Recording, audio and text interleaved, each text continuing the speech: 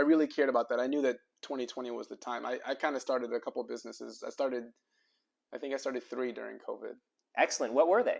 Well, I started the real estate coaching company. Originally, I kind of knew that I don't want to work for my time, right? So that's kind of been the defining rule for my life. I knew very early on when I was about 15, I did not want to work for my money. So I knew that I would probably end up in real estate. And then once I started, but I also had the entrepreneurial spirit. And so you always wonder, what am I going to do? Am I going to manufacture something and sell something? Am I going to, whatever? And so I happened to be a table tennis player, and I knew that I could coach because I'm a decent player. Nothing crazy, but I was like, I could do that, start with that. I've seen you. It's pretty crazy, actually. You're really good. So I started there. I was like, okay, I'll name my company West Coast Coaching Services. That way, when I decide to rebrand at some point, once I've kind of honed in on the core competencies of the business, that I can kind of really go in there. And so anyway, I did a rebrand, and that's kind of so much came together at once. It took about a year for me to figure out what the rebrand was going to be, but I realized real estate.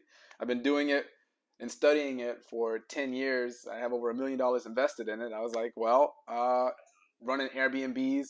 I was like, really, that should be the focus of that coaching business, and to teach people kind of how I go about all that. I think for the listener or the viewer, our relationship is interesting as well.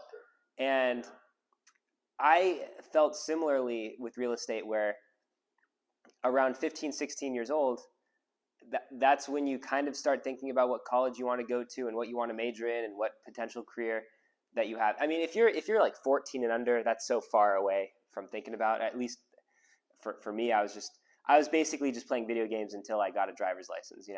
I remember we took the bus together. That's right. To and from high school, Taft High School. But the bus, riding the bus was terrible. I mean, I didn't like it. I don't know about you. I always looked at it like I kept meeting interesting people. I guess that was the only thing. I know that we met there.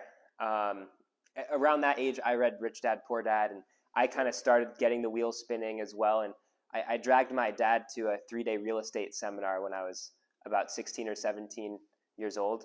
But I couldn't really do anything about it because I didn't have any resources other than just get educated.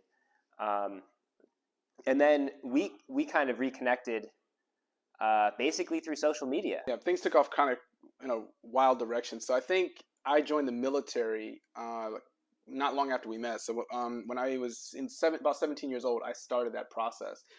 And I became an analyst for the military around the age of 18.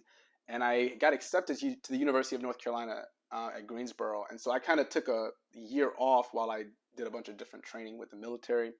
Then I knew that I wanted to be an officer. So that was really my main focus back then, was just, okay, I knew that in order to be in real estate, I had to make money. So I made a very long-term plan to essentially make about $200,000. That's what I wanted to make a year, was $200,000. Originally, the goal was 80. And then, I hit that. You wanted to make 200 annually? Yeah. Got it. Okay. To income that I would then